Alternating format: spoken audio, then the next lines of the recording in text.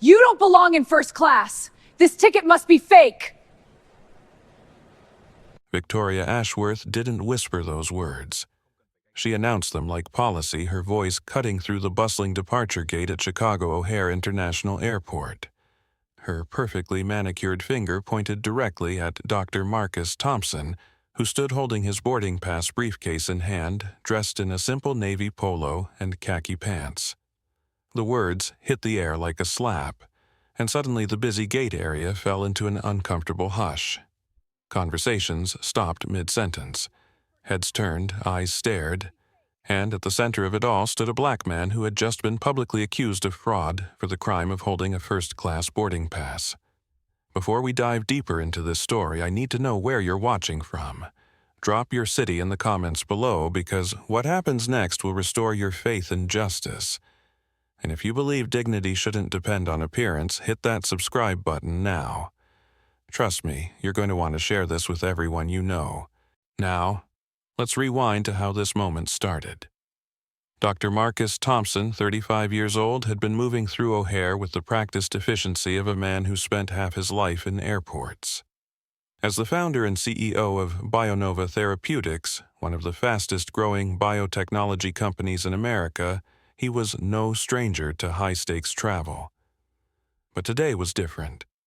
Today carried the weight of everything he had built over the past decade. He was flying to Los Angeles for a meeting that would change his life forever. At exactly 3 p.m. Pacific time, he would sit across from the executives of Medcore Industries to finalize a $2.8 billion merger. This wasn't just a business deal. It was the culmination of years of research, development, and dreams. It was the validation of every late night in the lab, every rejected grant proposal, every investor who had looked at his young face and decided to bet on someone else. BioNova Therapeutics had developed revolutionary gene therapies that were changing the landscape of rare disease treatment.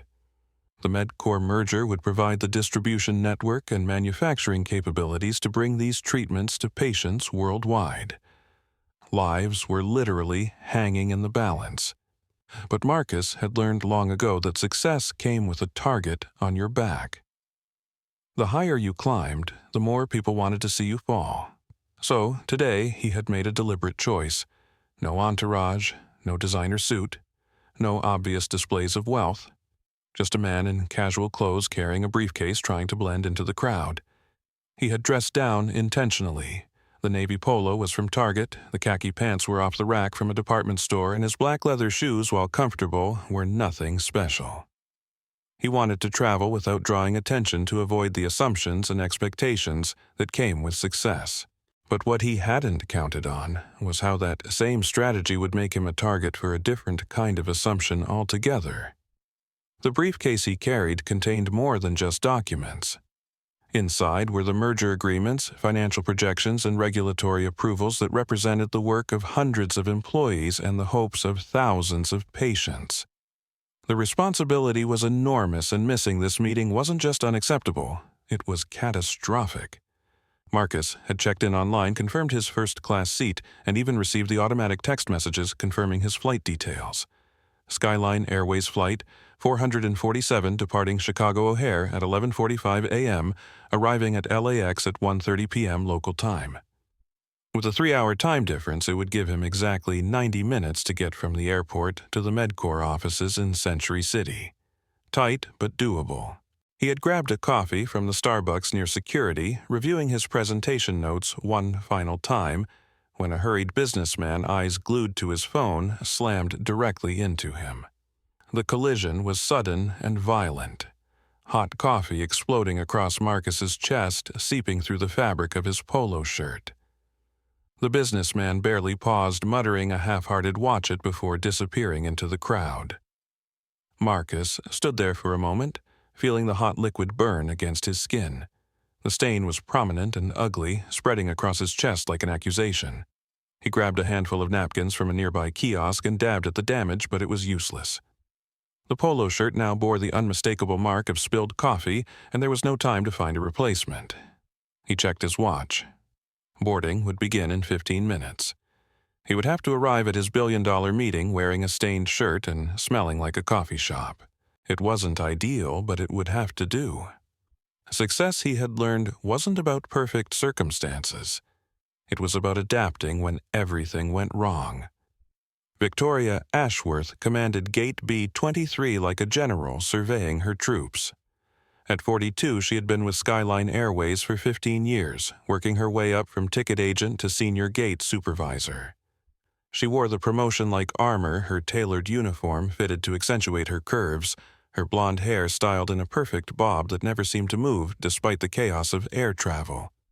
Her red lipstick was applied with precision, and her jewelry, while tasteful, was expensive enough to make a statement. She had seen it all in 15 years of airline work. The entitled passengers who demanded upgrades they hadn't paid for. The frequent flyers who thought status gave them the right to break rules. The fraud attempts, the fake tickets, the people who thought they could talk their way into seats they couldn't afford. And she had developed a sixth sense for spotting trouble before it started. That sense was telling her something was wrong the moment she saw Marcus approach the gate area. He didn't look like the typical first-class passenger. Where were the designer clothes? The expensive luggage, the confident swagger of someone accustomed to premium service. Instead, she saw a black man in casual clothes with a prominent stain on his shirt looking, in her mind, exactly like someone who might try to scam his way into a better seat. Victoria's eyes narrowed as she watched him take his place in the priority boarding line. Her mind was already building the case for why this didn't feel right. The stained shirt, the cheap clothes, the way he kept checking his phone nervously. Everything about him screamed wrong place, wrong time, wrong class. She had built her reputation on maintaining the standards that made Skyline Airways a premium carrier. Her supervisors respected her for her ability to spot problems before they became incidents. Her colleagues knew she didn't tolerate nonsense, and her passengers, the real passengers who belonged in first class, appreciated that she protected their exclusive environment from those who would try to infiltrate it. As boarding time approached, Victoria positioned herself behind the podium like a judge preparing to deliver a verdict. She straightened her jacket, checked her lipstick in the reflection of her computer monitor, and prepared to do what she did best: maintain order and protect standards. The gate area around B-23 was a microcosm of American air travel. Families with crying children struggled with oversized carry-on bags. Business travelers typed furiously on laptops trying to squeeze in one more email before takeoff. Elderly couples clutched their boarding passes like lifelines, afraid of missing their connection. And scattered throughout the crowd were the first-class passengers, easily identifiable by their confident posture and expensive accessories. Among this crowd stood Carlos Martinez, a young gate agent who had been working for Skyline Airways for just 6 months. At 23, he was still learning the ropes, still trying to figure out how to balance company policy with basic human decency. He had noticed the exchange of glances between Victoria and the black passenger in the priority line, and something in his stomach twisted with unease. Carlos had grown up in a Latino family where respect was earned through character, not clothing. His grandmother had cleaned houses for wealthy families his entire childhood, coming home with stories about how she was treated by people who judged her worth based on her appearance. He had promised himself he would never become that kind of person. Never forget where he came from. Never let a uniform change who he was inside. But jobs were hard to come by, and the airline industry offered steady employment with benefits. His family was proud of his position, even if it meant sometimes having to enforce policies that didn't always feel right. He watched Victoria's face as she stared at the man in line, and he recognized the look. It was the same expression his grandmother had described seeing in the faces of those who employed her but never quite saw her as human. Also, in the boarding area was Robert Hayes, a white passenger in his mid-30s who worked as a freelance journalist. He had developed a habit of documenting interesting moments during his travels, and his phone was never far from his hand. Something about the tension he sensed at the gate caught his attention. The way the gate supervisor was staring at one particular passenger.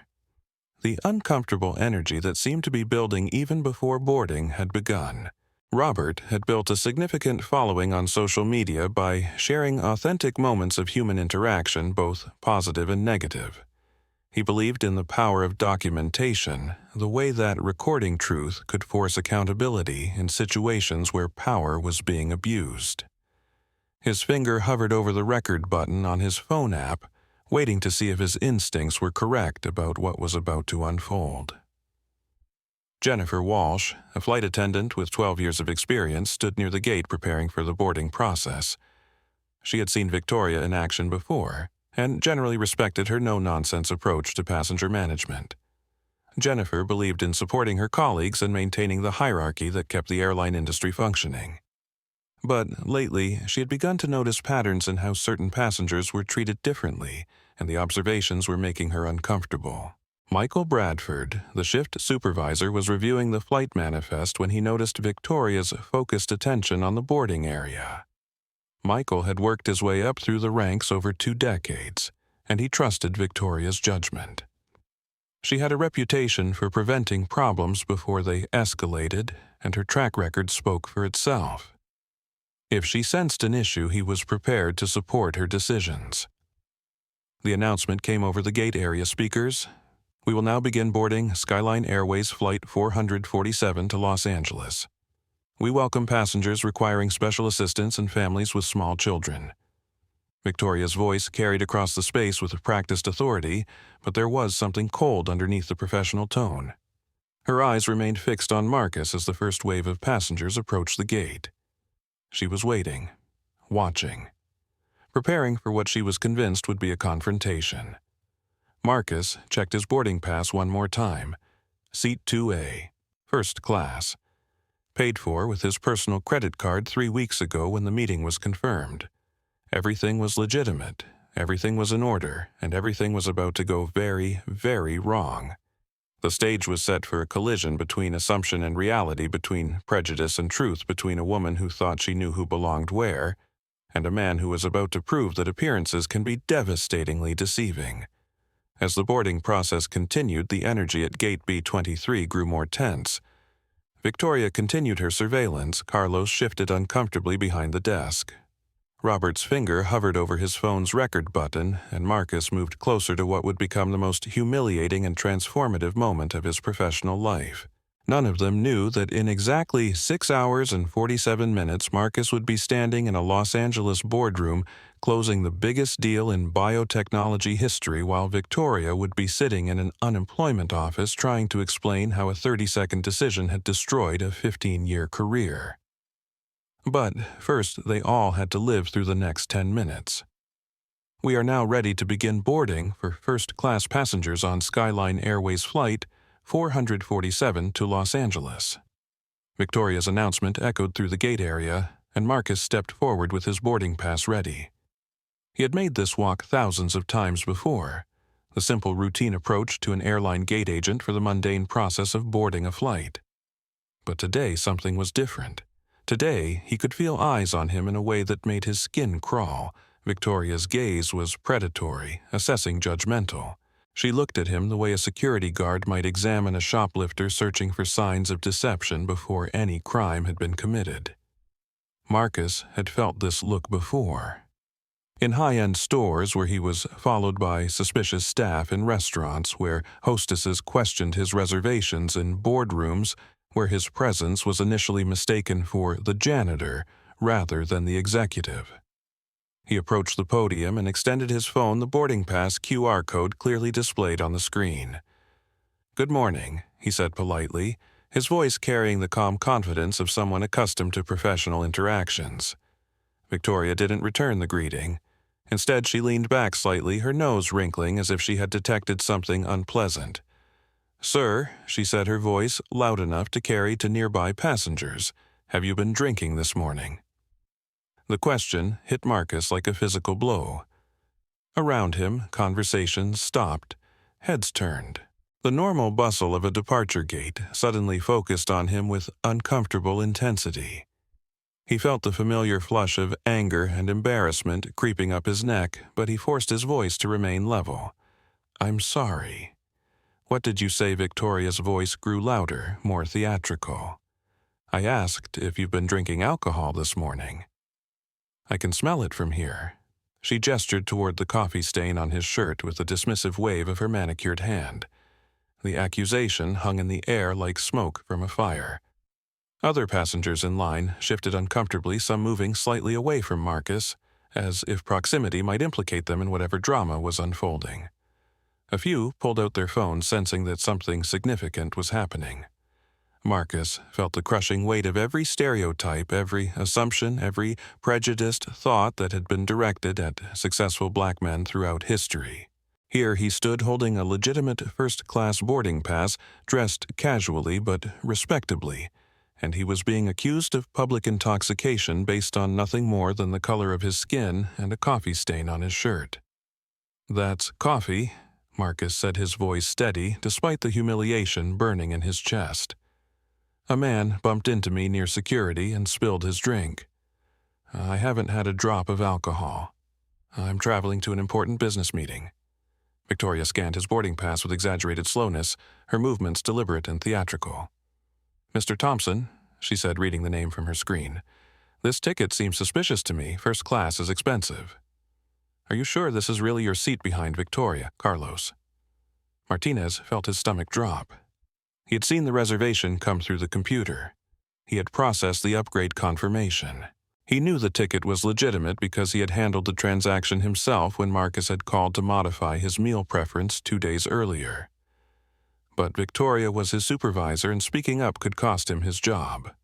"Yes, it's my seat," Marcus replied, maintaining his composure with tremendous effort. "I booked it 3 weeks ago. I have the confirmation email if you need to see it." "Everyone has emails," Victoria said dismissively. "That doesn't prove anything. People forge documents all the time." She turned to address the growing crowd of onlookers. "Folks, we're going to need a few minutes to verify some documentation. We appreciate your patience while we ensure everyone's safety." Robert Hayes, standing 6 people back in line, activated his phone's recording function. As a freelance journalist, he had developed an instinct for recognizing when authority was being abused, and everything about this interaction screamed wrongness. He angled his phone discreetly, making sure to capture both Victoria's face and Marcus's reaction. "This is live from Chicago. O'Hare," Robert whispered into his phone, beginning an impromptu live stream. "We're watching something incredible happen at Gate B23, and I don't think it's going to end well for anyone." Marcus pulled out his wallet and extracted his driver's license, credit card, and business card. He placed them on the counter in front of Victoria with a deliberate precision. "Here's my identification. Here's the credit card I used to purchase the ticket, and here's my business card if you need to verify my identity or my ability to afford first-class travel." Victoria barely glanced at the documents. "People forge IDs all the time," she said, "and just because you have a business card doesn't mean anything. I can print business cards at any office supply store for $5. The crowd around the gate was growing larger as passengers from other flights paused to watch the confrontation. The energy was uncomfortable, charged with tension and the unspoken recognition that something deeply wrong was happening in plain sight. Jennifer Walsh, the flight attendant who had been preparing for boarding, moved closer to the desk. She had initially planned to support Victoria, as she always did with gate operations, but something about the passenger's calm demeanor and Victoria's increasingly aggressive tone was making her uncomfortable. "Excuse me," Jennifer interjected quietly. "I can verify the reservation in our system if that would help resolve this." Victoria shot her a sharp look. "I'm handling this, Jennifer. Please prepare the aircraft for boarding." But Jennifer remained where she was, watching the interaction with growing concern. The passenger wasn't acting like someone who was trying to scam the system. He wasn't argumentative, wasn't demanding special treatment, wasn't displaying any of the behaviors that typically accompanied fraudulent bookings. He was simply standing there, calmly providing documentation and being humiliated for no apparent reason. Marcus felt his phone vibrate with a text message. He glanced at the screen and saw a message from his CFO investors confirmed for 3 p.m., everything riding on this meeting. Safe travels. The irony was crushing. His safe travels were being prevented not by weather or mechanical problems, but by prejudice and ignorance. "Ma'am," Marcus said, his voice carrying just a hint of steel. "Now, I've provided every piece of identification you've requested. I've been polite and patient. What exactly do you need to see to allow me to board the flight I've legitimately purchased?" Victoria crossed her arms and leaned back in her chair, a triumphant smile playing at the corners of her mouth. "I need to see proof that you belong in first class. And frankly, looking at you right now, I don't see it." The words hung in the air like a bomb that had just exploded. Even passengers who had been only half listening to the exchange now turned their full attention to the gate. The accusation was no longer subtle or coded. It was direct, ugly, and undeniable. Robert's live stream had attracted over 2,000 viewers, and the comments were exploding with outrage. He adjusted his angle to make sure Victoria's face was clearly visible as he continued narrating the scene. "Folks, we're watching what appears to be racial profiling happening in real time at Chicago O'Hare Airport," Robert said quietly into his phone. "This passenger has provided every piece of documentation requested, and he's still being denied boarding based on what appears to be nothing more than his appearance." Carlos Martinez couldn't stay silent any longer. The weight of his conscience was crushing the fear of unemployment. He stepped forward slightly and cleared his throat. "Victoria," he said quietly, "I processed this passenger's reservation myself. It's legitimate. The credit card cleared the ID matches. Everything is in order." Victoria whirled around to face Carlos, her eyes blazing with fury. "Excuse me. Are you questioning my judgment? Because if you are, we can discuss your employment status right now." Carlos felt the blood drain from his face, but he stood his ground. "I'm just saying the reservation is valid. I can show you the confirmation in the system." "Don't tell me how to do my job," Victoria snapped. "I've been doing this for 15 years. I know fraud when I see it." Marcus watched this exchange with growing amazement. Here was a young man risking his job to speak the truth while a 15-year veteran was doubling down on prejudice in the face of overwhelming evidence. It was a perfect microcosm of how progress happened. One person at a time, one moment of courage at a time. Michael Bradford, the shift supervisor, arrived at the gate after receiving a call about a situation. He approached Victoria's desk with the weary expression of a man who had spent 20 years putting out fires. "What's the problem here?" Michael asked, surveying the scene with professional detachment. "Suspected fraudulent booking," Victoria replied immediately. "Passenger doesn't match the profile for first-class service, appears to have been drinking. Ticket seems suspicious." Michael looked at Marcus, taking in his casual clothes and the coffee stain on his shirt. Without examining any of the documentation Marcus had provided, Michael nodded. "Okay, sir, we're going to need you to step aside while we verify your booking. I've already provided all my documentation," Marcus replied, his patience beginning to fray. "Your gate agent has confirmed the reservation is legitimate." "What exactly are we verifying?" Michael's response was automatic, delivered with the tone of someone who had made similar decisions countless times before. "We have the right to deny boarding to any passenger we deem a security risk or who appears to be under the influence of alcohol." "I'm not under the influence of anything," Marcus said, his voice rising slightly for the first time. "I'm a businessman traveling to an important meeting. I've provided every piece of identification you've requested. And I'm being treated this way because of how I look, nothing else." The words, "because of how I look," created a moment of uncomfortable silence. Everyone in the gate area understood exactly what Marcus was saying, even if no one wanted to acknowledge it directly. Robert's live stream had now attracted over 10,000 viewers, and the hashtag Skyline Racism was beginning to trend on social media. Comments were pouring in faster than he could read them, but the sentiment was universal outrage at what they were witnessing. "The passenger has offered to show documentation," Robert narrated for his viewers. "He's been polite and professional throughout this entire interaction. And he's being denied boarding on what appears to be completely arbitrary grounds." Victoria sensed that the situation was slipping away from her control. The crowd was growing larger. More phones were being pointed in her direction, and the passenger was starting to push back. She needed to regain authority and end this interaction on her terms. "Sir," she announced loudly, You're causing a disturbance. You're being belligerent and confrontational. For the safety and comfort of our other passengers, I'm denying you boarding on this flight." The accusation of being belligerent was the final straw for Marcus. He had maintained his composure for 15 minutes while being systematically humiliated, providing every piece of documentation requested, speaking calmly and respectfully despite being treated like a criminal. And now he was being accused of causing the very disturbance that had been created by prejudice and ignorance. Belligerent Marcus repeated his voice, carrying a quiet intensity that made everyone in the area pay attention. "I've been nothing but polite. I've answered every question you've asked. I've provided every piece of documentation you've requested. The only thing I've done wrong here is exist while black in your first-class boarding line."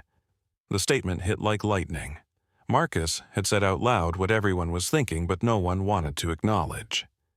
The elephant in the room was no longer invisible. It was standing right in front of them, demanding to be seen. Jennifer Walsh felt something snap inside her chest. She had watched this entire interaction unfold, had seen a legitimate passenger be systematically humiliated, and had remained silent because she wanted to support her colleagues. But supporting colleagues didn't mean supporting injustice. Victoria Jennifer said, stepping forward, "I think we need to just process his boarding pass and get him on the plane. He's provided valid documentation. Carlos has confirmed the reservation and we have no legitimate grounds for denial." Victoria's face flushed red with anger. "Jennifer, you're out of line. This passenger is being denied boarding and that decision is final." Marcus reached into his briefcase and pulled out a business card holder. From it, he extracted a card and placed it on the counter next to his other documentation. "This is who I am," he said quietly. "Dr. Marcus Thompson, founder and CEO of BioNova Therapeutics. I'm flying to Los Angeles to close a $2.8 billion merger that will bring life-saving treatments to patients around the world. That meeting is in 4 hours, and this is the last flight that will get me there on time." Victoria picked up the business card and examined it with theatrical skepticism. "Anyone can print business cards," she repeated. "This proves nothing." Marcus pulled out his phone and showed Victoria his screen. "This is my contact list," he said. "I can call my attorney right now, or my CFO, or the executives waiting for me in Los Angeles. Would you like me to have someone confirm my identity? I don't care who you think you can call," Victoria replied. "You're not boarding this flight." The crowd around the gate had grown to over 50 people. Other flights were being delayed as passengers and airline employees stopped to watch the confrontation unfold. The energy was electric, charged with the tension of witnessing something that would have consequences far beyond a missed flight. Robert's live stream had reached 15,000 viewers and was climbing rapidly. Local news stations had started monitoring the feed, recognizing that they were witnessing a story that would dominate the news cycle. Marcus looked around at the crowd of faces watching him. Some showed sympathy, others showed discomfort, and a few showed the cruel curiosity of people watching a car accident. He realized that this moment would define not just his day, but potentially his entire company's future. How he handled himself right now would be judged by thousands of people and could impact the merger that represented years of work. He took a deep breath and made a decision that would change everything. Marcus pulled out his phone and dialed a number he hadn't called in months. It rang twice before a crisp, professional voice answered. "Sterling Aviation Services, this is David. David, this is Marcus Thompson. I need immediate private transportation from Chicago O'Hare to Los Angeles. How quickly can you have a jet ready?" There was a brief pause. "Mr. Thompson, we can have a G650 fueled and ready for departure in 20 minutes. Will this be a one-way trip?" "Yes. I'll be at the private aviation terminal in 15 minutes." Marcus ended the call and looked directly at Victoria. His voice was calm, steady, and carried the quiet authority of someone who had just made a decision that would cost more than most people earned in a year. "Thank you for your service today," he said. "I hope you remember this moment." Victoria laughed a short, ugly sound. "Are you threatening me? Because if you are, I'll have security remove you from the terminal." "I'm not threatening anyone," Marcus replied. I'm simply saying that actions have consequences, and yours are about to catch up with you." He gathered his documentation from the counter, placed it back in his briefcase, and turned to address the crowd that had gathered around the gate. "Ladies and gentlemen," Marcus said, his voice carrying clearly across the space, "you've just witnessed something that happens far too often in America. A person of color being denied service dignity and basic respect for no reason other than the prejudices of those in positions of power. I hope you'll remember what you saw here today." As Marcus walked away from the gate, Robert continued his live stream commentary. The passenger is walking away, he reported to his viewers. He's made some kind of phone call for alternative transportation. This story is far from over. Victoria watched Marcus leave with a satisfied smirk. She had maintained order, protected her standards, and removed what she perceived as a problem passenger. In her mind, she had done her job exactly as she was trained to do it. What she didn't know was that her 15-year career had just ended. Her name was about to become synonymous with racial prejudice, and the man walking away from her gate was about to prove that sometimes the universe has a sense of justice that operates far beyond airport security and corporate policies. Flight 447 would board 15 minutes late due to the security incident. Victoria would make an announcement blaming the delay on an unruly passenger who had to be denied boarding for everyone's safety. But by the time that flight took off from Chicago, Marcus would already be in the air racing toward Los Angeles in a private jet that cost more per hour to operate than Victoria earned in a month. The real reckoning was just beginning. As Marcus walked away from Gate B-23, the energy in the departure area shifted like a storm front moving through. What had begun as an uncomfortable confrontation between one passenger and one gate agent was about to become something much larger, much more public, and much more devastating for everyone involved. Victoria stood behind her podium with the satisfied expression of someone who had just won a battle. She smoothed her hair, adjusted her jacket, and prepared to continue the boarding process, as if nothing significant had happened. In her mind, she had simply done her job, protecting the standards and safety of Skyline Airways by removing a problematic passenger. But the crowd around the gate hadn't dispersed. If anything, it had grown larger. Passengers from other flights had stopped to watch the confrontation drawn by the electric tension and the growing certainty that they were witnessing something historically significant.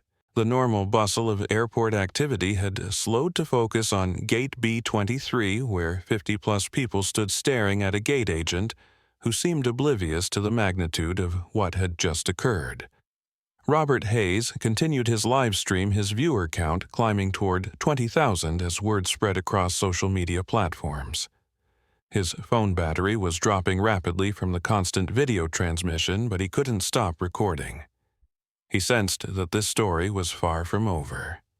"Folks, the passenger has left the gate area," Robert reported to his audience, "but something tells me this is just the beginning. The energy here is unlike anything I've experienced in years of travel. Everyone seems to understand that we just witnessed something that's going to have major consequences." The comments on Robert's stream were multiplying faster than he could read them. Skyline racism was trending nationally, with thousands of users sharing the video and adding their own commentary. Several major news outlets had started monitoring the stream, recognizing that they were watching a story that would dominate headlines within hours. Carlos Martinez stood behind the gate desk, feeling sick to his stomach. He had spoken up, had tried to do the right thing, but it hadn't been enough to prevent the injustice he had just witnessed. The legitimate passenger had been humiliated and denied boarding, and Carlos knew that his mild intervention had probably cost him his job without accomplishing anything meaningful.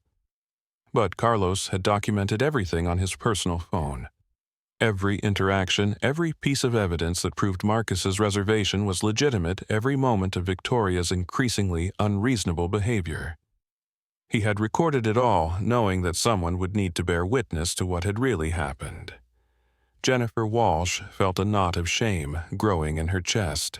She had watched a paying passenger be systematically humiliated, had seen clear evidence of discriminatory treatment, and had done almost nothing to stop it. Her mild objections had been easily overruled, and she hadn't pushed harder because she was afraid of confronting her colleagues. But something about Marcus's dignified response to the abuse had shaken her. The way he had maintained his composure while being accused of fraud, the calm professionalism he had displayed while being treated like a criminal, the quiet authority in his voice when he had finally named what was happening. It had all forced Jennifer to confront uncomfortable truths about the industry she worked in and her own complicity in perpetuating injustice. Michael Bradford was beginning to realize that he had made a serious error in judgment. As the shift supervisor, he had automatically supported Victoria's assessment without investigating the situation thoroughly. He had seen a casually dressed black man being questioned by an experienced gate agent, and he had made assumptions based on appearance rather than evidence.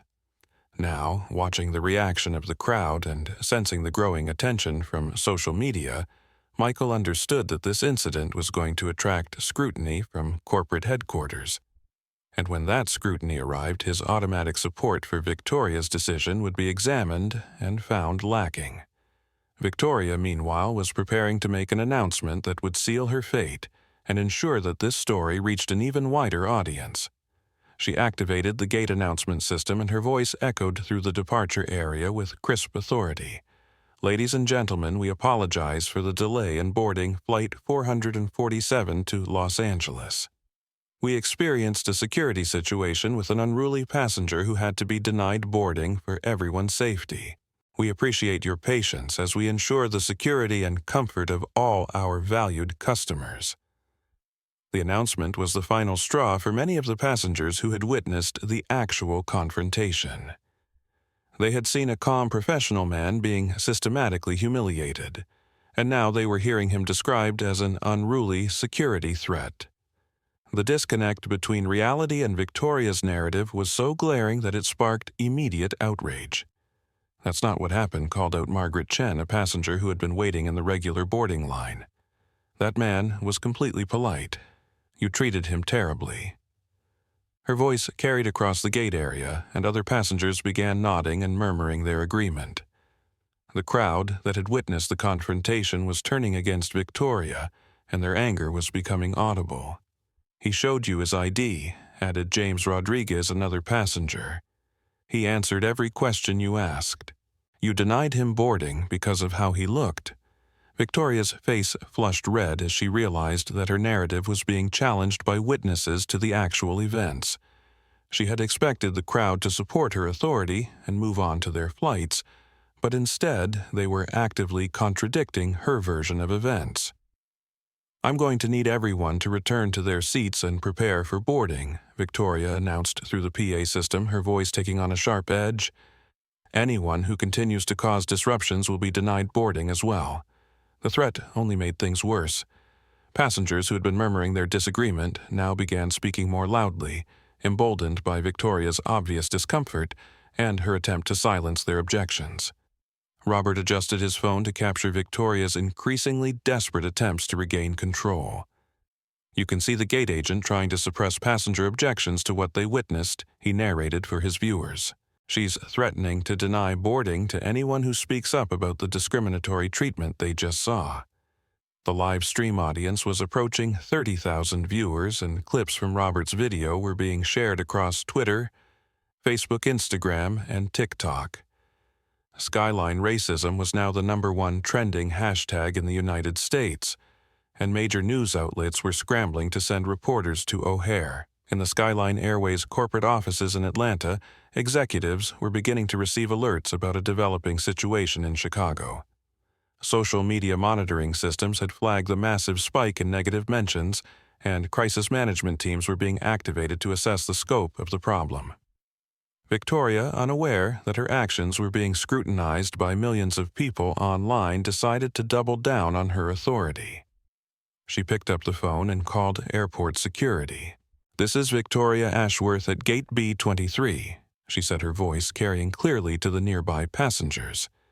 "I need security to disperse a crowd of agitated passengers who are disrupting our boarding process." The call to security was the moment when many passengers realized that Victoria was completely disconnected from reality. She wasn't acknowledging what they had witnessed, wasn't taking responsibility for her treatment of Marcus, and now she was trying to have them removed for expressing their objections to discriminatory behavior. Several passengers immediately pulled out their phones and began recording their own videos, wanting to document their experiences before they could be silenced or removed from the area. The gate area became a sea of raised phones, all capturing different angles of Victoria's meltdown, from authority figure to desperate damage control. Carlos Martinez made a decision that would define his character for the rest of his life. He stepped forward to Victoria's desk and spoke loud enough for everyone to hear. "Victoria, I can't stay quiet about this anymore," he said, his voice trembling but determined. That passenger's reservation was completely legitimate. I processed it myself. His ID matched his credit card, cleared, everything was in order. He was denied boarding because of racial bias, and I can't pretend otherwise. Victoria stared at Carlos in shock. Her young colleague, the employee she had been mentoring, had just publicly contradicted her in front of dozens of witnesses and thousands of online viewers. It was the ultimate betrayal in her mind, and her response was swift and vicious. "Carlos, you're fired," she snapped. "Clear out your desk and turn in your badge. You're done here." But Carlos stood his ground. "Fine," he said. "I'd rather lose my job than lose my integrity. Everyone here saw what really happened, and I won't lie about it to protect anyone." The crowd around the gate erupted in applause for Carlos's courage. Here was a young man risking his livelihood to speak the truth, standing up to authority despite the personal cost. His moral courage, in the face of retaliation, created a powerful moment that resonated far beyond the airport terminal. Jennifer Walsh felt Carlos's example burning in her chest like inspiration. If a young man with 6 months of experience could risk his job to do the right thing, what excuse did she have with 12 years of experience and more job security? Victoria Jennifer said, stepping forward. "Carlos is right. I watched the entire interaction, and that passenger was treated unfairly. He provided every piece of documentation requested, remained calm and professional throughout, and was denied boarding for reasons that had nothing to do with security or safety." Victoria felt her world spinning out of control.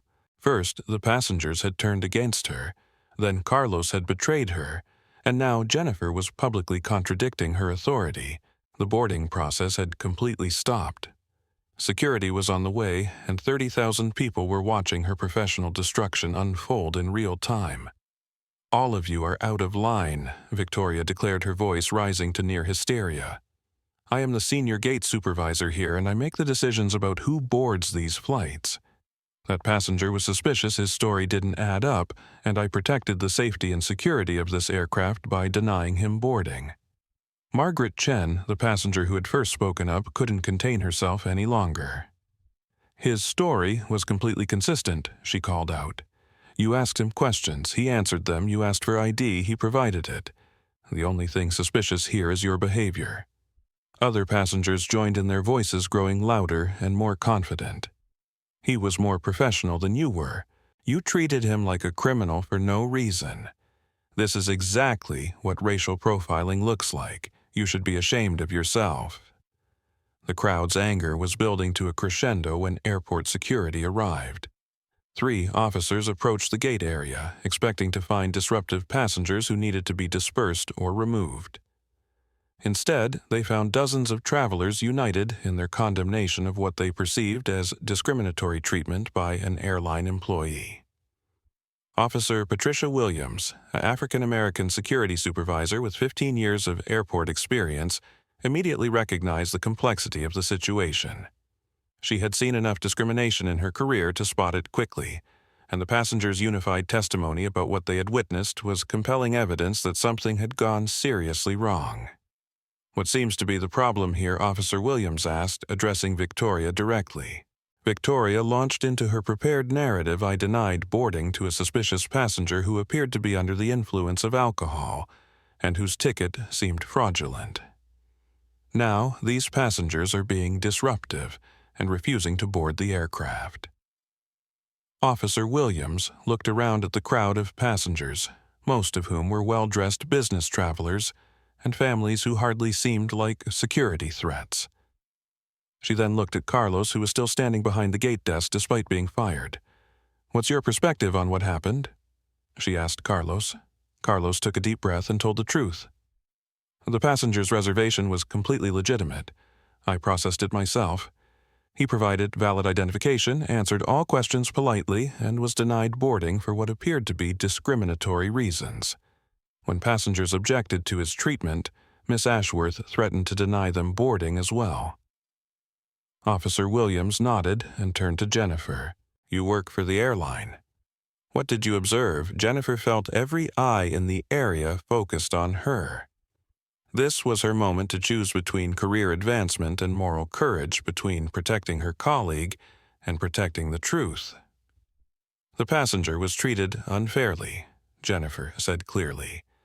"He provided all requested documentation, remained professional throughout the interaction, and was denied boarding for reasons that appeared to be based on his race rather than any legitimate security concern." Victoria watched in horror as her own colleagues testified against her in front of airport security, dozens of passengers, and thousands of online viewers. Her 15-year career was dissolving in real time, and she seemed powerless to stop it. Officer Williams had heard enough. "Ma'am," she said to Victoria, "I'm going to need you to step away from the gate while we sort this out. There will be an investigation into this incident, and your supervisor will need to be notified." Victoria's last vestige of control disappeared. She was being removed from her own gate in front of everyone by airport security. The humiliation was complete and devastating. As security escorted Victoria away from gate B23, the crowd of passengers finally began to disperse. But the damage was done, the story was out, and the consequences were just beginning to unfold. Robert ended his live stream after 2 hours and 47 minutes of continuous coverage. His final viewer count was over 75,000 people, and clips from his video would be shared millions of times over the next 24 hours.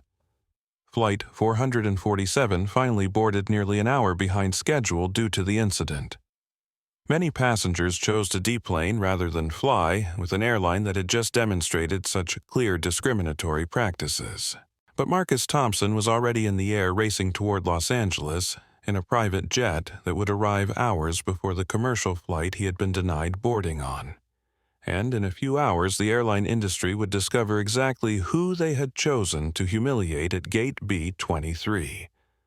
While chaos continued to unfold at Gate B23 in Chicago, Marcus Thompson sat in the leather-appointed cabin of a Gulfstream G 650, 39,000 feet above the American Midwest, reviewing the merger documents that would reshape the biotechnology industry.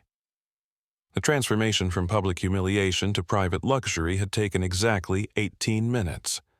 From the moment Marcus had walked away from Victoria's gate, everything had moved with the precision of a machine designed to solve problems that money could solve.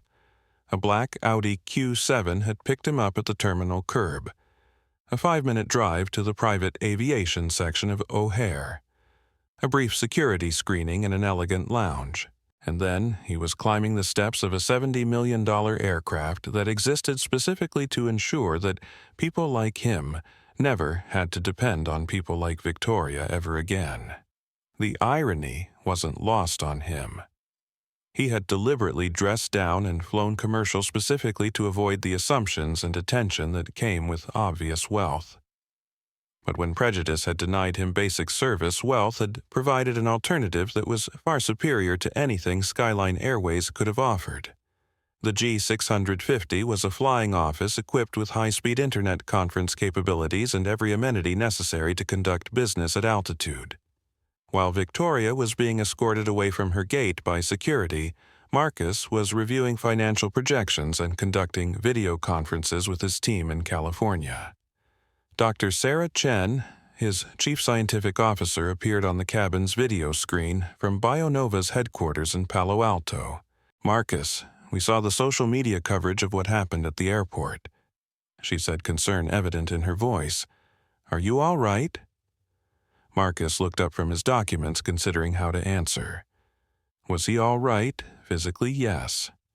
Emotionally, he was processing the particular kind of trauma that came from being publicly humiliated for the crime of existing, while black, in a space where he wasn't expected.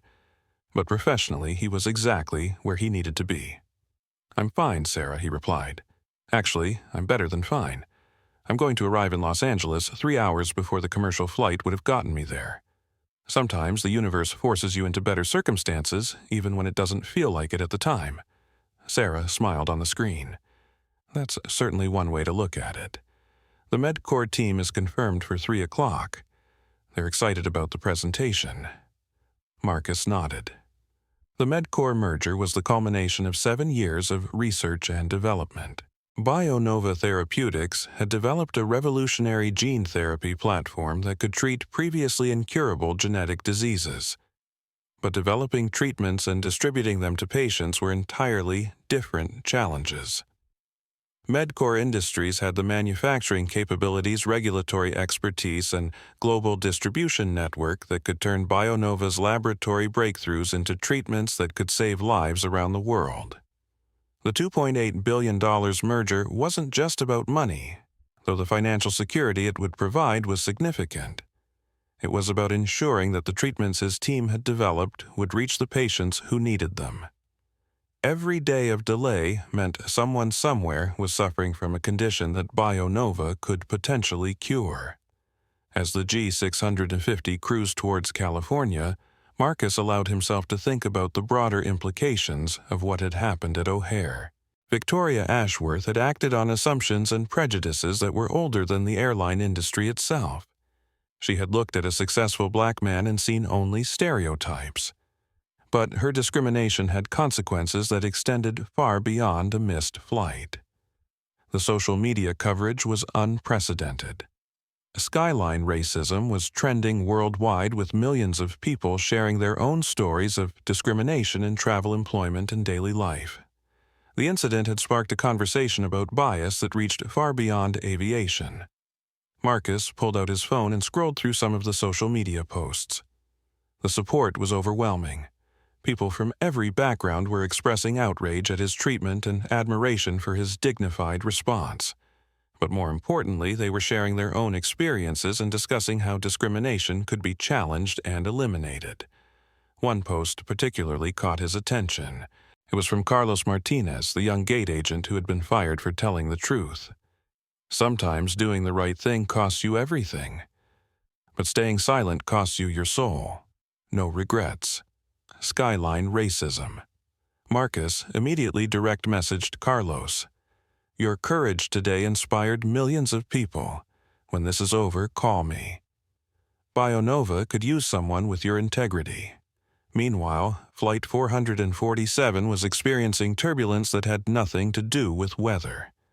The late departure from Chicago had created a cascade of problems. The flight crew was dealing with agitated passengers who were demanding explanations for the delay.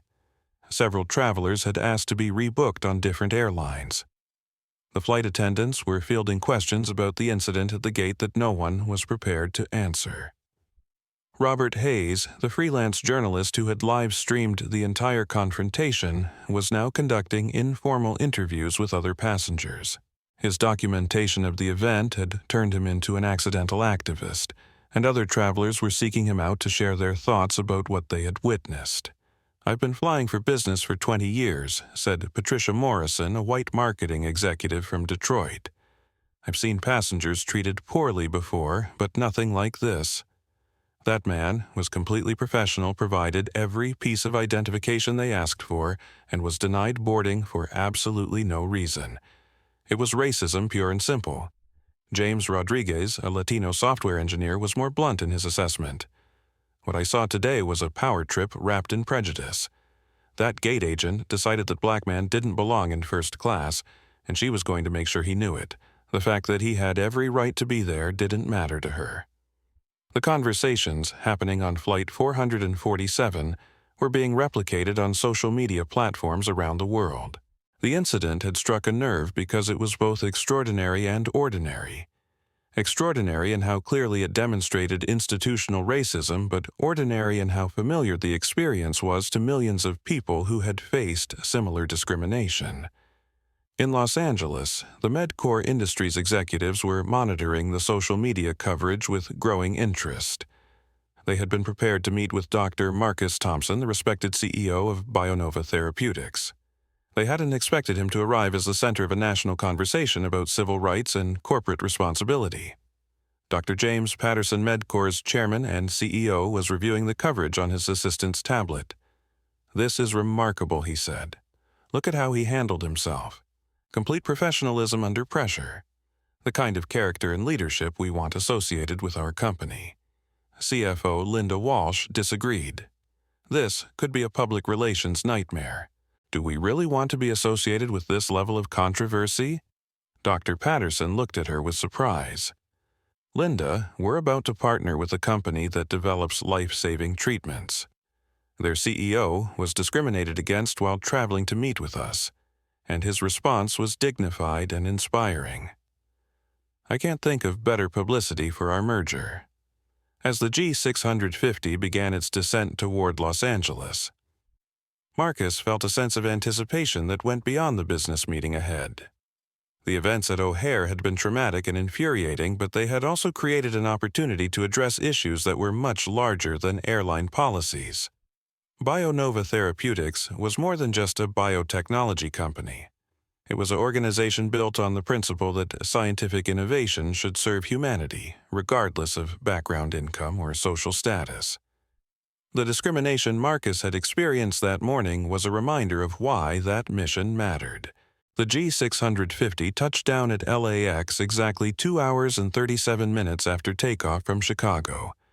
Marcus had traveled 1,500 miles in luxury and comfort while conducting business and preparing for the most important meeting of his professional life. The contrast with the humiliation he had experienced at O'Hare was stark and deliberate. As Marcus collected his briefcase and prepared to disembark, he received a text message from his assistant. MedCore meeting moved up to 2 p.m. at their request. They want to discuss both the merger and the morning's events. Marcus smiled.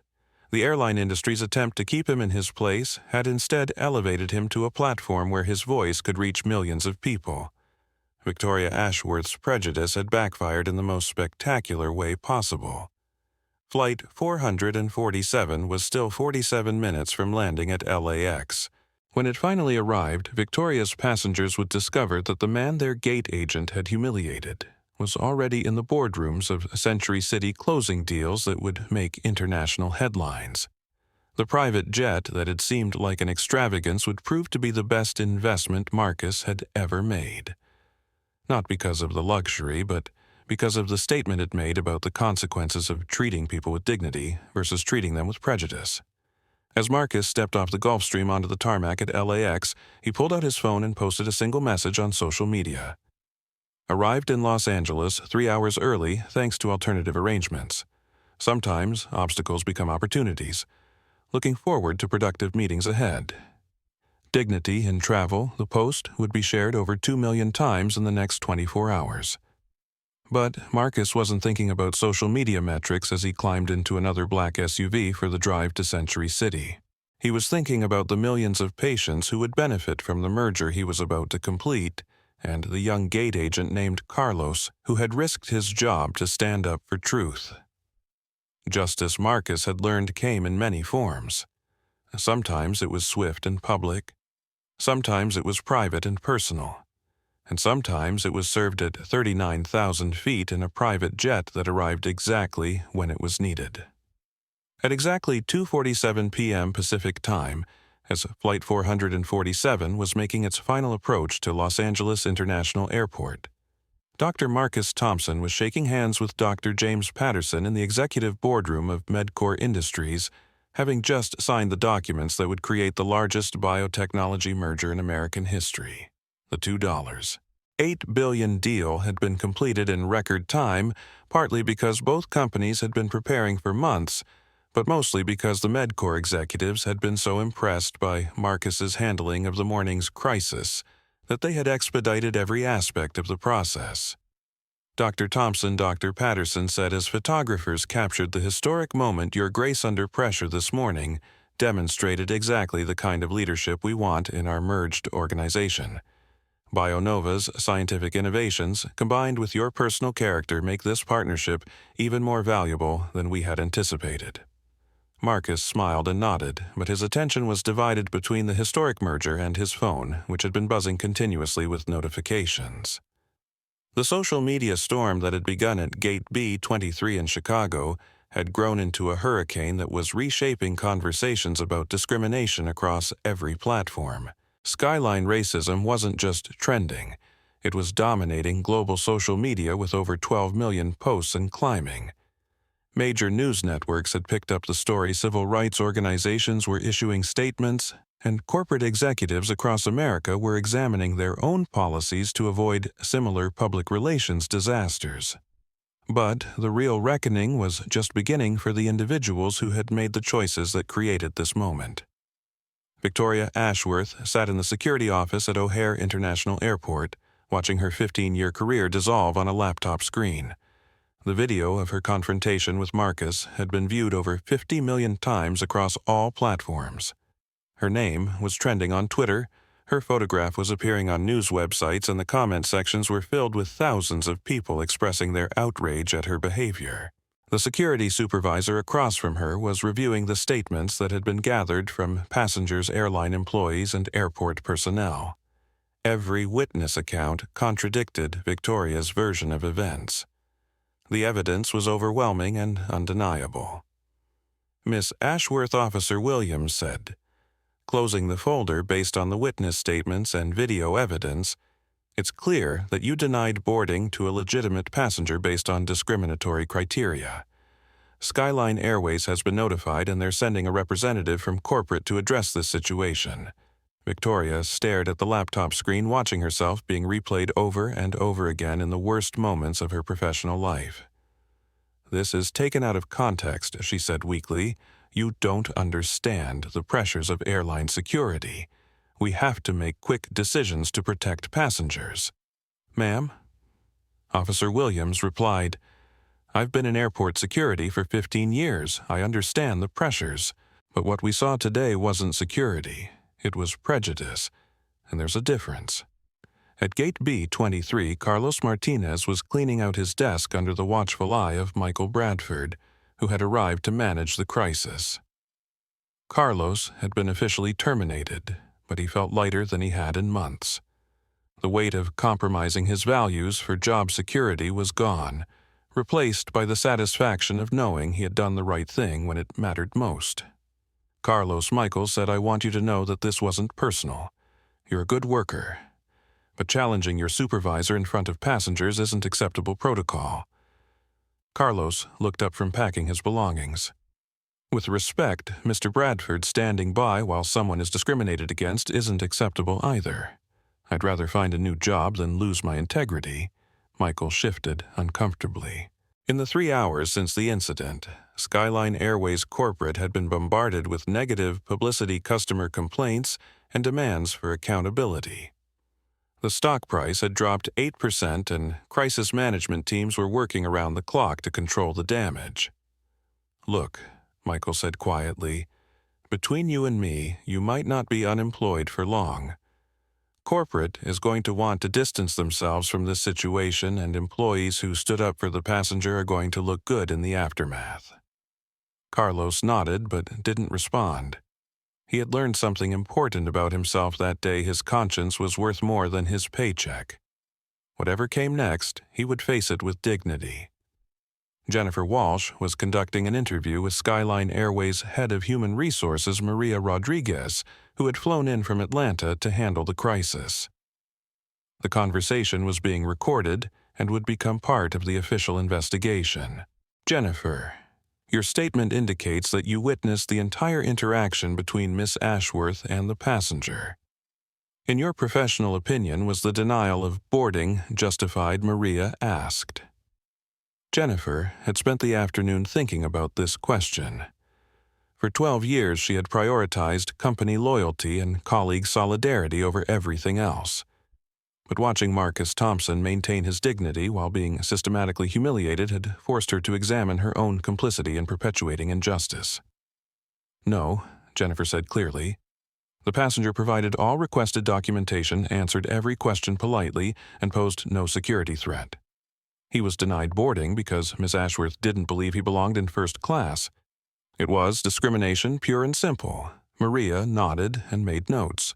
Skyline Airways was facing the biggest public relations crisis in its history, and the company's response in the next 48 hours would determine whether they survived or became another cautionary tale about the cost of institutional prejudice. Meanwhile, Flight 447 had landed at LAX, and the passengers were discovering that the man they had seen humiliated in Chicago was now making international headlines. Robert Hayes was still documenting the story, interviewing passengers as they disembarked, and learned about the day's developments. "When we saw what happened at the gate," said Margaret Chen, the passenger who had first spoken up for Marcus, "we knew it was wrong. But we had no idea we were witnessing something that would become this significant. I'm just glad someone had the courage to record it." James Rodriguez was more direct. That gate agent picked on the wrong person. She thought she could humiliate someone with impunity, but she chose to mess with a man who had the resources and platform to expose her prejudice to the world. Sometimes, justice is served in the most unexpected ways.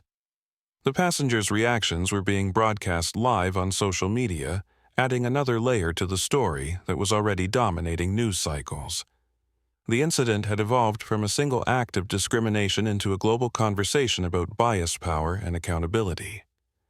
At the Skyline Airways corporate headquarters in Atlanta, CEO David Morrison was conducting an emergency meeting with his executive team. The company's stock price was in free fall. Customer service lines were overwhelmed with complaints, and every major news outlet was requesting interviews about the incident. "How did this happen?" Morrison demanded. "How does one gate agent create a crisis that threatens our entire company?" Chief Operating Officer Lisa Chang pulled up the social media analytics on the conference room screen. The video has been viewed over 80 million times in the past 6 hours. Skyline racism is the top trending topic globally. We're looking at the fastest spreading corporate crisis in aviation history. Morrison reviewed the passenger manifest that his assistants had prepared. "Do we know who this Dr. Thompson actually is? What kind of resources are we dealing with?" Chief Legal Officer Richard Hayes cleared his throat uncomfortably. "Sir Dr. Marcus Thompson is the founder and CEO of BioNova Therapeutics. His company just completed a $2.8 billion merger with Medcore Industries approximately 45 minutes ago. The announcement is making headlines in the financial press." The room fell silent. Morrison stared at the passenger manifest, understanding for the first time the magnitude of what his employee had done. Skyline Airways had not just discriminated against a random passenger. They had publicly humiliated one of the most successful biotechnology entrepreneurs in America on the day he was closing the biggest merger in industry history. "Jesus Christ," Morrison whispered. "We denied boarding to a billionaire. It gets worse." Hayes continued. "Dr. Thompson arrived at his meeting 3 hours early via private jet. While our flight was delayed and dealing with negative publicity, he was conducting interviews with major news outlets about discrimination in the travel industry. He's not just a victim of this incident. He's becoming the face of a movement." Morrison felt his stomach drop. This wasn't just a customer service failure or even a discrimination incident. This was a complete public relations catastrophe that threatened the fundamental reputation and viability of his company. In Century City, Marcus was wrapping up a series of interviews with CNN, NBC, and the Associated Press. The merger announcement had been overshadowed by the discrimination story, but the combination of business success and social justice advocacy had created a media narrative that was resonating with audiences worldwide. Dr. Thompson asked Sarah Williams from CNN, "How do you respond to people who say this incident was an isolated case of one employee's poor judgment rather than a reflection of broader issues in the airline industry?" Marcus considered his response carefully. Sarah: "I think today's events demonstrate that discrimination is often most visible when it happens to people who have the resources and platform to expose it. But for every incident that gets recorded and shared on social media, there are hundreds that happen to people who don't have the ability to fight back. This isn't about me personally. It's about creating accountability for the way all passengers are treated. The interview was being broadcast live, and Marcus's measured, thoughtful response was being praised across social media as an example of how to use privilege and platform responsibly. The contrast between his dignity and Victoria's prejudice was creating a powerful narrative about character under pressure. At O'Hare Airport, Victoria was escorted to her car by security after being officially terminated by Skyline Airways. The letter of termination had been delivered by a corporate representative who had flown in specifically to handle her dismissal. Her severance package was minimal. Her benefits were terminated immediately, and her reputation in the airline industry was destroyed. As Victoria drove home through Chicago traffic, her phone buzzed continuously with notifications. Friends and family members were calling to ask if the woman in the viral video was really her. Local news stations were requesting interviews, and the comment sections of every platform were filled with people expressing their outrage at her behavior. She pulled over at a gas station and finally looked at her phone. The first thing she saw was a notification that she had been tagged in a post by Dr. Marcus Thompson. Today, I was discriminated against by an airline employee who judged me based on my appearance rather than my character. While this experience was personally painful, I hope it sparks important conversations about dignity, respect, and the unconscious biases that affect how we treat each other. I believe people can change and grow from their mistakes. Dignity in Travel Victoria stared at the post in shock. After everything she had put him through, Marcus Thompson was responding with grace and even suggesting the possibility of redemption. The contrast between his character and her behavior was overwhelming, and for the first time that day, Victoria began to truly understand the magnitude of what she had done. The post had been shared over 3 million times with comments praising Marcus's maturity and calling for Victoria to use this opportunity to examine her own biases. But Victoria wasn't thinking about social media engagement or public relations. She was thinking about the fact that she had humiliated an innocent man based on nothing more than prejudice and assumption. As evening fell over Chicago and Los Angeles, the story was still developing across multiple platforms and time zones. Flight 447 passengers were sharing their perspectives with news outlets. Carlos Martinez was being contacted by potential employers who had seen his courageous stand, and Jennifer Walsh was cooperating with Skyline Airways' internal investigation. But the most significant development was happening in the quiet moments between public statements and media interviews. Marcus Thompson was using his platform to advocate for changes that would go far beyond airline policies. He was announcing the creation of a foundation focused on dignity and travel funding legal support for passengers who experience discrimination and partnering with civil rights organizations to address bias in service industries. The incident that had begun with one woman's prejudice was evolving into a movement for change that would affect policies and practices across multiple industries. Victoria Ashworth had intended to humiliate a man she thought didn't belong in first class. Instead, she had elevated him to a platform where his voice could reach millions of people and his influence could create lasting change. The irony was complete, the consequences were spreading, and the real story was just beginning. 3 weeks after the incident at O'Hare International Airport, Victoria Ashworth sat in the sterile waiting room of Northwestern Memorial Hospital, holding her mother's trembling hand and fighting back tears. The woman, who had once commanded Gate B-23 with such authority, now looked small and vulnerable in the uncomfortable plastic chair dressed in her best outfit for what felt like a funeral. Dr. Elizabeth Martinez had just delivered news that shattered Victoria's world more completely than any viral video ever could. Her 72-year-old mother, Helen Ashworth, had been diagnosed with Huntington's disease, a rare neurodegenerative disorder that would progressively rob her of her movement cognition and eventually her life. The progression varies from patient to patient. Dr. Martinez explained gently, but typically we see significant decline over a period of 5 to 10 years. There is currently no cure, and treatment options are limited to managing symptoms. Helen squeezed her daughter's hand weakly. Since Victoria's father had died 5 years earlier, they had become each other's primary support. Helen had been the one person who had stood by Victoria during the nightmare of unemployment, public humiliation, and social media harassment that had followed the airport incident. "There has to be something," Victoria said, her voice breaking. "Some treatment, some trial, some experimental option.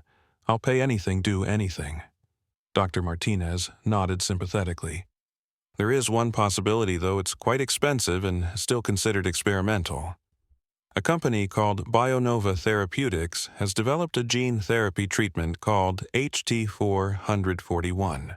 The preliminary results have been remarkable. It appears to halt progression and even reverse some symptoms in early-stage patients." Victoria felt the blood drain from her face. The name hit her like a physical blow. BioNova Therapeutics. Dr. Marcus Thompson's company. The man she had humiliated and discriminated against was the only person on Earth who might be able to save her mother's life. The cosmic cruelty of the situation was so profound that Victoria almost laughed. Of course, of all the companies in all the world developing treatments for rare diseases, it had to be his. The universe seemed determined to force her to confront the consequences of her prejudice in the most personal way possible. "How much does the treatment cost?" Victoria asked, though she suspected she already knew the answer would be devastating. "The therapy itself costs approximately $1.2 million, Dr. Martinez replied. "Most insurance companies consider it experimental and won't cover it. However, BioNova has a patient assistance foundation that provides grants for eligible patients who can't afford the treatment." Victoria stared at the medical pamphlet in her hands featuring a photograph of Dr. Marcus Thompson and information about the Sterling Foundation, named, she realized with growing horror, after the private jet company he had used to circumvent her discrimination. The Foundation's mission statement was printed in elegant typeface, ensuring that financial barriers never prevent patients from accessing life-saving innovations. That night, Victoria sat at her kitchen table with her laptop open, staring at the Foundation's grant application. The irony was crushing. The same man she had tried to exclude from first class was now her mother's only hope for survival. The prejudice that had cost Victoria her career might now cost her mother her life. But Helen deserved a chance regardless of Victoria's past mistakes. With shaking fingers, Victoria began filling out the application, providing detailed medical records, financial information, and a personal statement explaining why her mother qualified for assistance. 2 weeks later, Victoria received a phone call that made her hands shake as she answered. "Miss Ashworth, this is Dr. Sarah Chen from BioNova Therapeutics. Your mother's grant application has been approved for immediate processing. We'd like to schedule a consultation to discuss the treatment protocol." Victoria could barely speak. "Approved. Are you sure? Did Dr. Thompson review the application personally?" There was a pause on the line. "Miss Ashworth, all applications are reviewed based solely on medical need and financial circumstances. Patient identity is irrelevant to our approval process. Your mother qualifies for the treatment and we're committed to helping her." Victoria understood the message. Marcus Thompson either didn't know about her application, or he had deliberately chosen not to let their history affect his decision. Either way, her mother would receive the treatment that could save her life. The appointment was scheduled for the following Wednesday at BioNova's clinical facility in Chicago. Victoria drove her mother to the appointment with a mixture of hope and dread, knowing she might come face to face with the man whose life she had tried to make miserable. The BioNova facility was modern and elegant, with floor-to-ceiling windows and an atmosphere of cutting-edge medical innovation. As Victoria helped her mother through the registration process, she noticed the photos on the walls, images of patients who had been successfully treated, scientific breakthroughs being celebrated, and at the center of it all, portraits of the research team led by Dr. Marcus Thompson. Mrs. Ashworth. A nurse called from the doorway. "Dr. Thompson will see you now." Victoria felt her stomach drop. She had hoped to avoid this confrontation, to receive the treatment anonymously and somehow maintain distance from the man she had wronged. But now she was being led down a hallway toward an office where she would have to face the consequences of her prejudice directly. The door opened to reveal a spacious office with medical journals lining the shelves and a large window overlooking the Chicago skyline. Dr. Marcus Thompson stood behind his desk reviewing a medical chart. He looked up as they entered, and Victoria saw the exact moment when recognition flickered across his face. For several seconds, nobody spoke. Victoria felt exposed and vulnerable under Marcus's calm gaze, remembering the last time they had faced each other across a professional divide. But this time, the power dynamic was completely reversed. Now, she was the one seeking help, and he was the one in a position to grant or deny it. Mrs. Ashworth Marcus said, addressing Helen directly, "Please have a seat. I've reviewed your medical records, and I believe you're an excellent candidate for our HT 441 treatment." Helen sat down slowly, unaware of the history between her daughter and the doctor who might save her life. "Dr. Thompson, I can't tell you how grateful we are. Victoria has been so worried researching everything, trying to find options." Marcus glanced at Victoria, who remained standing near the door, unable to meet his eyes. "I'm sure she has," he said quietly. "Love makes us do extraordinary things to protect the people who matter to us." The appointment proceeded with clinical professionalism. Marcus explained the treatment protocol, the expected outcomes, the potential side effects, and the follow-up care that would be required. Throughout the conversation, he addressed Helen with warmth and respect, while treating Victoria with polite neutrality. As the appointment concluded, and Helen was escorted to the lab for preliminary testing, Marcus asked Victoria to remain behind.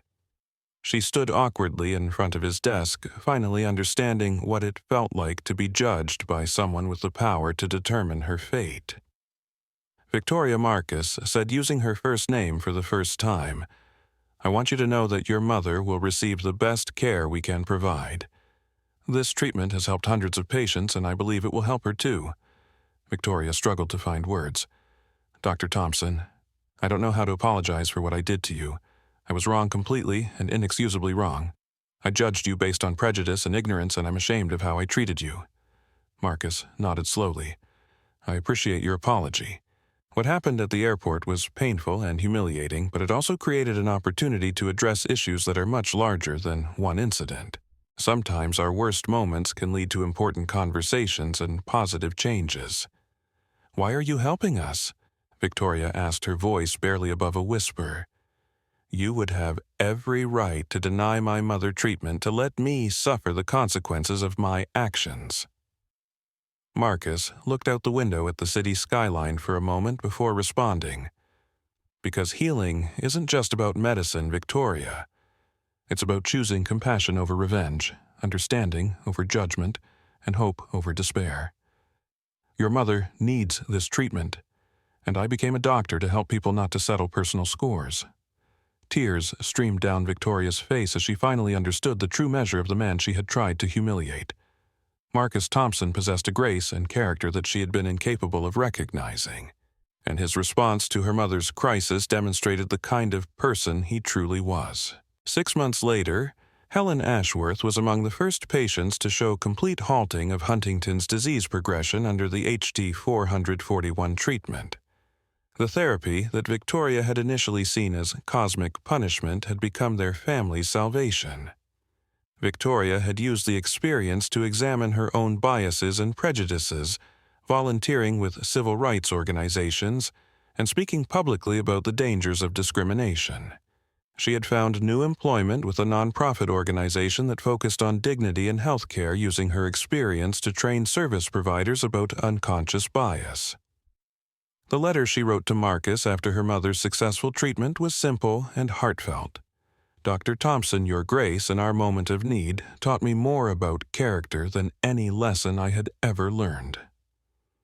Thank you for choosing to heal rather than harm, to show mercy rather than seek justice. My mother is alive and improving because you chose compassion over revenge.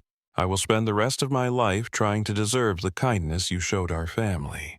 Marcus's response was equally simple. "Victoria, we all make mistakes. What matters is how we learn from them and how we treat others going forward. I'm glad your mother is well. Keep doing the important work you're doing now.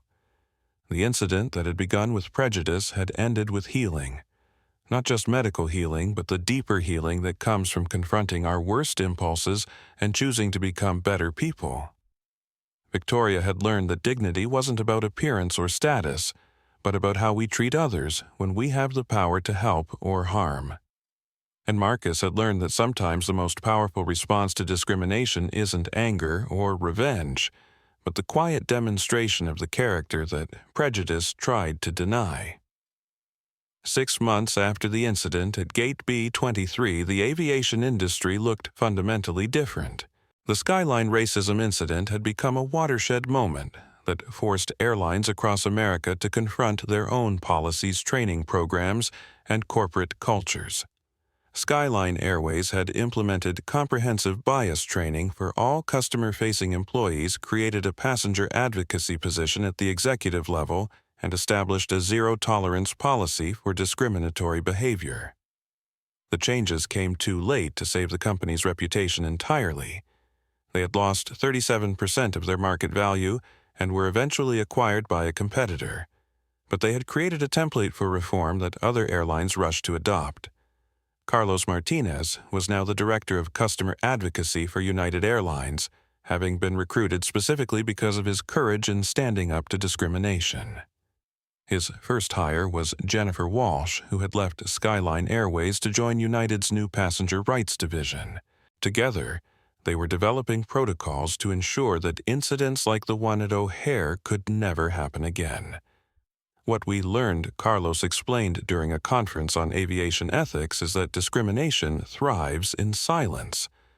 When people are afraid to speak up, afraid to challenge authority, afraid to do what's right because it might cost them their jobs, that's when prejudice becomes policy. Change happens when individuals choose courage over comfort. Dr. Marcus Thompson had leveraged the attention from the incident into something much larger than personal vindication. The Dignity and Travel Foundation had partnered with major civil rights organizations to monitor and address discrimination in transportation industries. They had successfully advocated for federal legislation requiring bias training for all airline personnel and had created legal support networks for passengers who experienced discrimination. But the Foundation's work extended far beyond aviation. BioNova Therapeutics had become a leader in ensuring that medical innovations reached underserved communities, and Marcus used his platform to advocate for equity in healthcare access. The company's patient assistance programs had provided life-saving treatments to over 3,000 patients who couldn't afford them otherwise.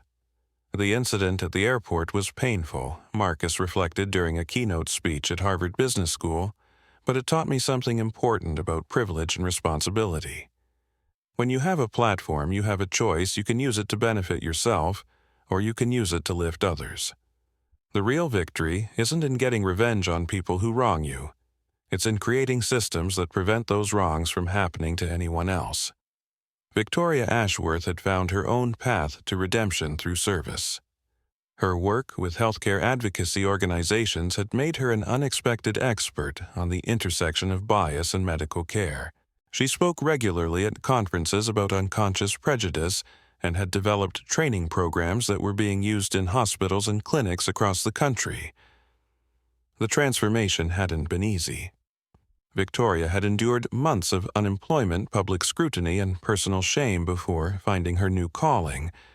But she had emerged from the experience with a deeper understanding of her own biases and a commitment to using her story to prevent similar incidents. I spent 15 years thinking I was protecting standards, Victoria said during a TEDx talk that had been viewed over 2 million times. But I was really protecting prejudice. I thought appearance determined worth, and that assumption nearly cost my mother her life. The man I discriminated against became the person who saved her, and that taught me that grace is more powerful than judgment.